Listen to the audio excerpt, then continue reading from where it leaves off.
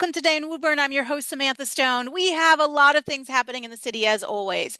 This week, Mayor Concanon is not going to join us because I'm going to reserve all the questions I might ask for him for all of you to ask him questions. We are taping the town hall forum tonight in city council chambers, and so he's preparing for that, and we're looking forward to welcoming everyone to do that. But we didn't want to cancel this week's show because there's a couple of really important things that are happening around the community that we want to share with you.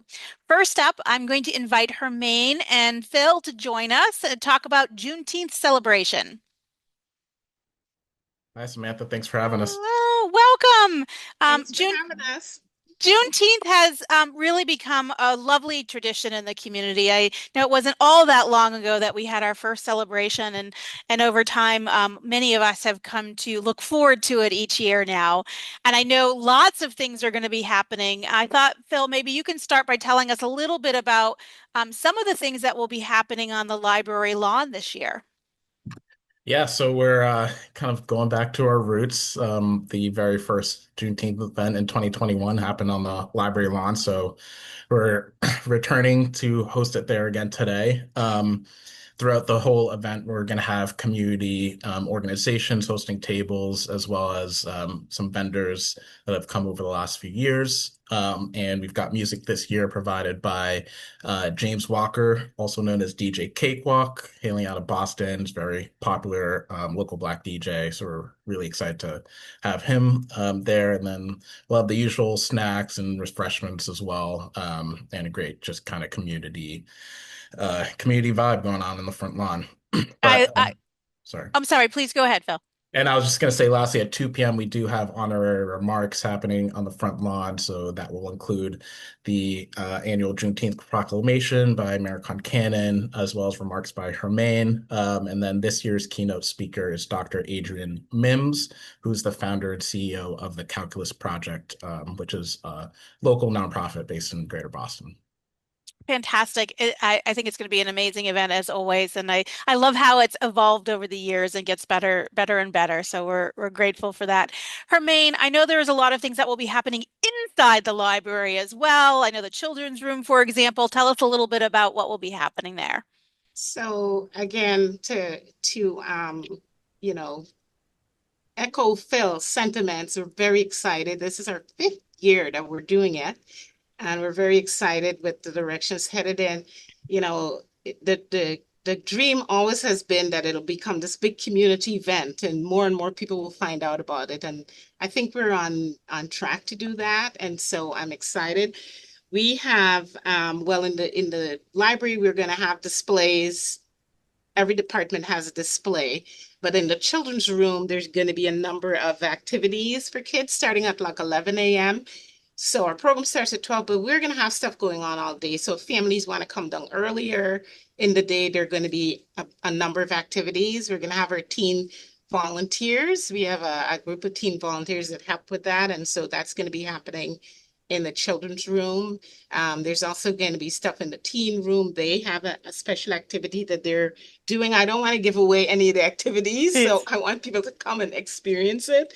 So they're having something. And then we also have downstairs, we're going to have a quilting and coloring craft for all ages. So that would be great for families to participate in. Also, in the lobby, your mom and I are going to be having our table as we usually do, Diane, with the talking about flowers and the significance of flowers. It's really, she does a wonderful job. I'm her assistant, and she does a wonderful job at that. And we've got some snacks to go with that. With the theme. And again, this year we've had McHugh's has donated packs of sunflower seeds so that we can give out because there's special significance with the sunflowers. So that's going to be happening. The lobby is going to be very active, and we're hoping to have our photo booth up again. So if people want to take photos, we have our banner up there now. So that's happening up there. And one other thing I want to make sure I mention is that our archivist has put together a nice display, which is down in the new book alcove. And there's a lithograph of the Emancipation Proclamation, but there's also a list of it from 1860 of all the men in Woburn who were against slavery. And there's also some manumission papers in there. So very exciting what Ashley's been able to unearth and put together. So we're very excited about that. I love it. One of the things I particularly love about all the things we do at the library is that it's an opportunity to learn, but also to enjoy each other, to come together, to take home something, to be very tangible. And once again, of course, that's going to happen this year, which is excellent.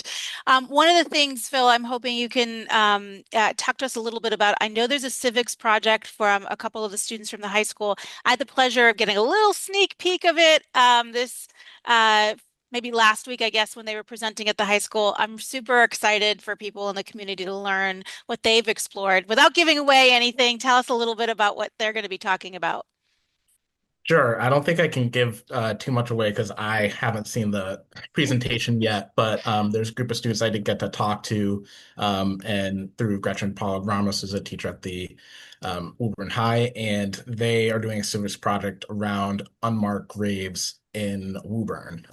So that's all I really know. I'm really excited to learn more, but I know they've put a lot of work in learning about that and connecting with other historians and authors and researchers in locally to find out more about unmarked graves, both in Woburn and beyond. And so, along with that presentation, which is happening in the program room at 1 o'clock, we also have a local author, Ben Jacques, who wrote a book called "In Graves Unmarked: Slavery and Abolition in Stoneham, Massachusetts."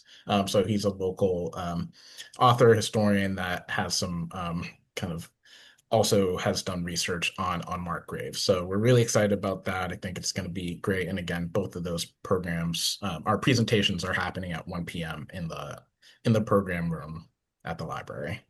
Excellent. And for those who want to join us, I think things kick off at noon all together and run till about 4 o'clock. There's all kinds of good things happening. Is that correct? Correct. We're 12 Yeah. to 4, but as Hermane said, the library is opening at 9 a.m. and I think all the activities will be happening in full force beginning at 11. So if you're with some smaller kids and you want to come earlier, definitely come early. And we're going till 4. And the last thing I'll say is at 3 p.m. there is also an artist Q&A during the whole event in the program room.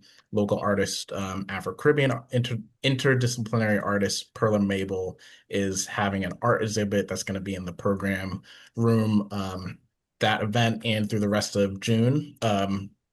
And then they'll also be doing a Q&A at 3 p.m. in the program room. So really excited. Lots of great things happening inside and outside the library. And again, thank you, Samantha, for having us. Excellent. And Hermaine, I know this is rain or shine. Come on by. We're We're going to be hoping for inside a lot. shine. We hope so. We deserve it. It's been a lot of rainy Saturdays, so Yeah. we're ready. We're ready for some sunshine. But either Yes, we way, are. there's plenty of place to come. So thank you both for joining us. I Yeah. appreciate it very Thank you for much. having us. We're Thanks so much, excited. Samantha. See you on Saturday. I will be there and I'm really looking forward to it. I'm going to get my sunflower seeds. I'm going to eat some yummy things. I'm going to learn a bunch, I'm sure, and have some fun. So thank you for pulling this together for us as a community. Thank you. You're Always. Thanks, welcome. Samantha. Excellent. We're going to talk about another really important event that's happening in our community. Maureen, thank you for joining us to talk about the Macca's Mission basketball tournament. Oh, thank you, Samantha, for having us every year. It's been great. Yes, I appreciate it. Now, That's before we coming up this talk, Saturday. Go ahead. perfect. So before we talk too much about the tournament itself, I do want to talk about the person that it honors and the important person behind Macca's Mission. Tell us a little bit about Justin. So Justin is the youngest son and sibling of our family, of the McCrae family. He's got three older siblings, and now he's got a sister-in-law and a brother-in-law, a niece, a nephew, and a soon-to-be another nephew. He was a giant and with a big heart and a smile that lit up a room. And he graduated Woburn High in 2016 and went to UMass Lowell and, struggled with his mental health and addiction after high school and after college, and ultimately was in recovery. And when we lost him in February of 2020. And so we, as a family came together and tried to figure out a way to best move forward his mission of helping others. And Macca was his nickname in high school to his friends and some of his family. So hence Macca's Mission. Yes.